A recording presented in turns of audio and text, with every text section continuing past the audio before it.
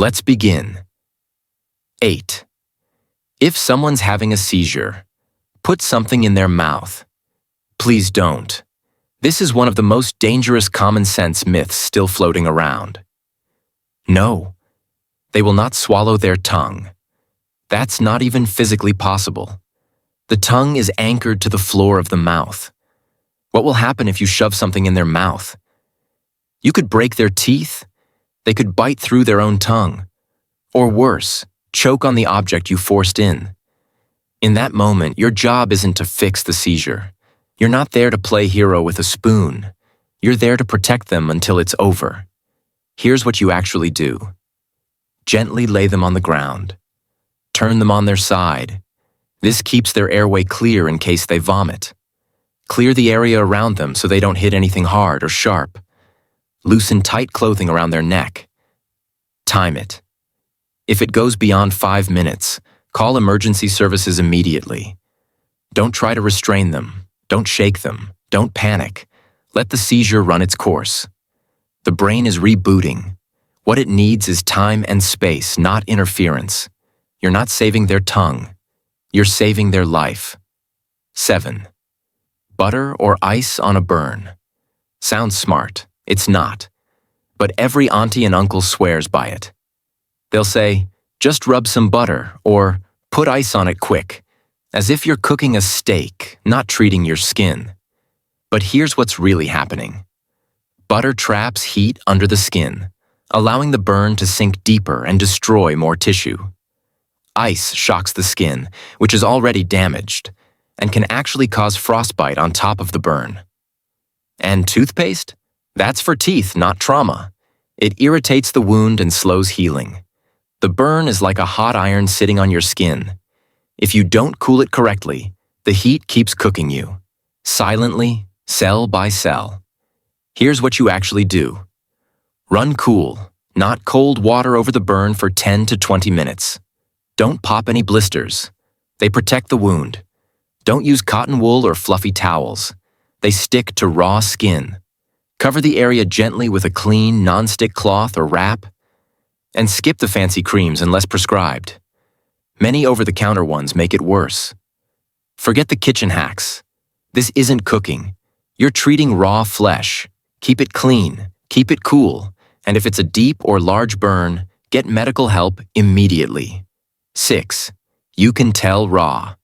Chicken is safe by smell or color, wrong, and risky. A lot of people assume if it smells fine and looks pink, it's good to eat. But that logic works better for mangoes, not raw meat. Here's the truth. Dangerous bacteria like Salmonella, E. coli, and Campylobacter don't always change the smell and color. Not reliable. Chicken can still look fresh while being a bacterial time bomb. Even texture can deceive you. Slimy doesn't mean spoiled, and dry doesn't mean safe. The real danger? Undercooked chicken can cause food poisoning that lasts for days, with vomiting, cramps, diarrhea, and in severe cases, organ failure. And just because you reheat leftovers doesn't mean they're safe. Some bacteria produce toxins that survive heat. So what do you do instead? Always cook chicken to an internal temperature of 75 degrees Celsius, 165 degrees Fahrenheit. Use a meat thermometer, not guesswork. Store raw chicken below 4 degrees Celsius, 40 degrees Fahrenheit in the fridge. And never leave it sitting out for just a few hours. Bacteria love that window. Don't trust your nose or your eyes. Trust science. Your stomach isn't built to fight a microscopic war because you eyeballed dinner. 5. Touching a baby bird means its mother will reject it. False. Completely false. This is one of those myths people pass down like bedtime stories. If you touch a baby bird, the mother will smell your scent and abandon it. Sounds poetic, but birds don't operate like that. Here's what's real. Most birds have a very poor sense of smell. They're not sniffing around their nest like bloodhounds. If a chick is healthy and alive, the mother's coming back, whether you touched it or not. So, what actually causes abandonment? Constant human activity around the nest. stress from too much noise or interference, predators being drawn to the area after humans leave. In other words, it's not your touch that's dangerous. It's your presence. So, what should you do if you find a baby bird? If it's fully feathered and hopping, leave it. It's called a fledgling. It's learning to fly. If it's bald or has closed eyes, gently place it back in the nest if you can see it. Can't find the nest? Make a small makeshift one nearby, off the ground. The parents will find it. Don't take it home. Don't feed it bread and milk. You're not its savior. You're a stranger. Let the parents do their job. They've got better instincts than we do. 4. Drinking alcohol warms you up. It feels true, but it's dangerously wrong. You take a sip of brandy or whiskey on a cold day and suddenly, you feel warmer. So people assume alcohol is heating the body. But that's not what's really happening. Here's what alcohol actually does. It causes your blood vessels to dilate, especially near the surface of your skin. This brings warm blood from your core to your skin.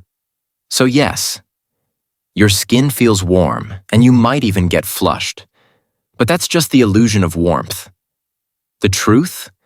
By sending heat to your skin, alcohol is actually pulling heat away from your vital organs, like your heart, liver, and brain. That's why people who drink in freezing temperatures are at higher risk of hypothermia, even if they feel warm. And worse, alcohol dulls your sense of judgment, making you less likely to notice when you're getting dangerously cold. That's how people fall asleep outside in the cold and never wake up. So next time you're freezing, skip the shot, grab a jacket, or drink warm fluids, not ones that lie to your body.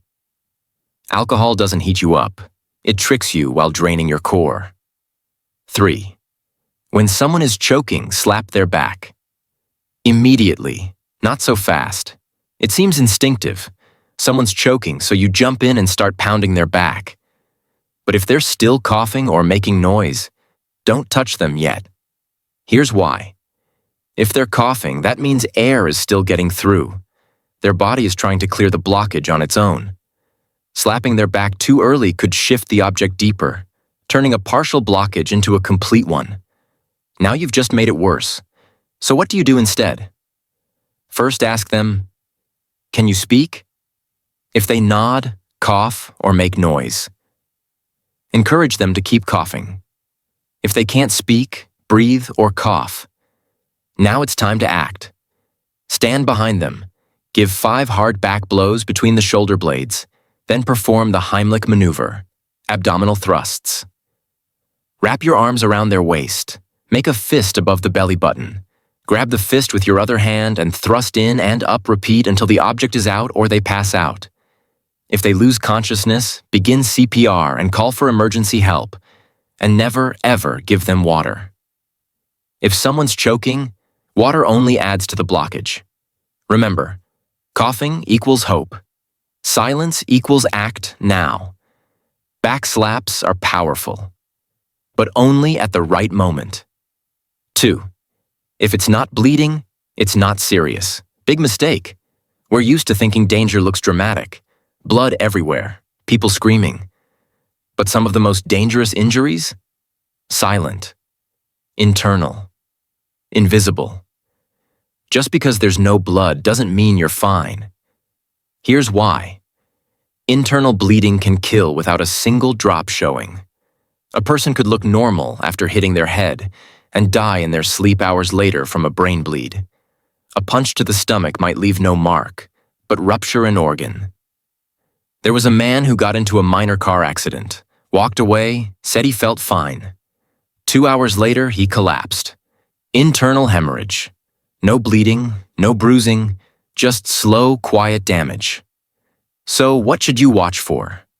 After any serious impact, especially to the head, chest, or abdomen, check for dizziness or confusion, slurred speech, uneven pupils, weak pulse or cold skin, vomiting, especially if it's dark or bloody, sleepiness that seems too deep or sudden.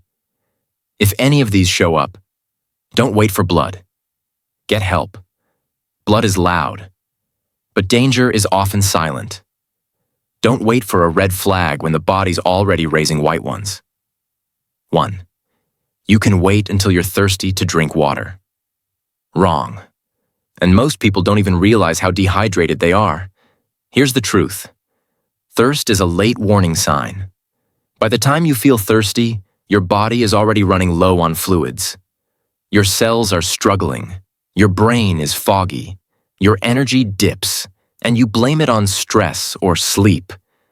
But in reality, you're just dry on the inside. What dehydration does quietly: drains your focus and mood, triggers headaches, slows down digestion, makes your heart work harder, leaves your skin dull and flaky, and it doesn't take a desert or a heat wave to get there.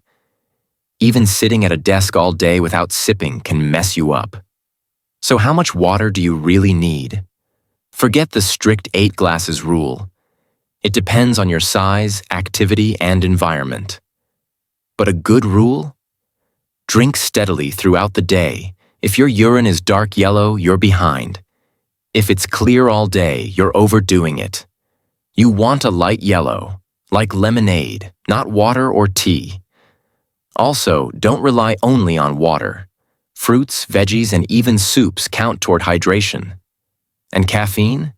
It's not as dehydrating as people claim. But don't rely on coffee as your main fluid. Bottom line, don't wait for thirst. That's like waiting for your phone to hit 1% before charging. Hydration is quiet power. Treat it like fuel, because it is.